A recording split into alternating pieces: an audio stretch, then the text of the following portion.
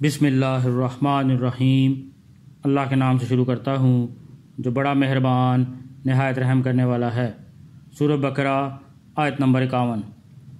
وَإِذْ وَعَدْنَا مُوسَىٰ 40 لَيْلَةً ثُمَّ اتَّخَذْتُمُ الْعِجْلَ مِن بَعْدِهِ وَأَنْتُمْ ظَالِمُونَ۔ اور وہ وقت یاد کرو جب ہم نے موسیٰ سے 40 راتوں کا وعدہ ٹھہرایا تھا، پھر تم نے ان کے پیچھے اپنی جانوں پر ظلم کر کے بچھڑے کو معبود بنا لیا۔ حضرت موسیٰ علیہ السلام سے اللہ تعالیٰ نے وعدہ فرمایا تھا کہ وہ کوہ طور پر آ کر 40 دن اعتکاف کریں تو انہیں تورات عطا کی جائے گی۔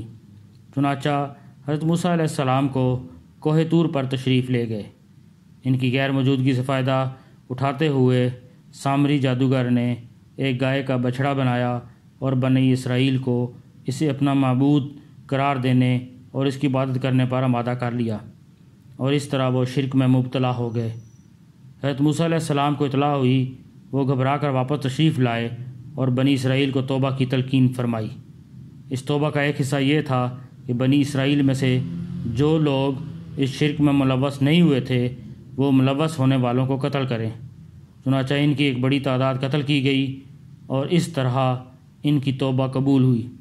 یہ واقعات انشاءاللہ تفصیل سے سورہ اعراف اور سورہ طٰہٰ میں آئیں گے۔ اللہ پاک ہمیں قرآن پڑھنے کی، سمجھنے کی، اس پر عمل کرنے کی اور دوسروں تک پہنچانے کی توفیق عطا فرمائے۔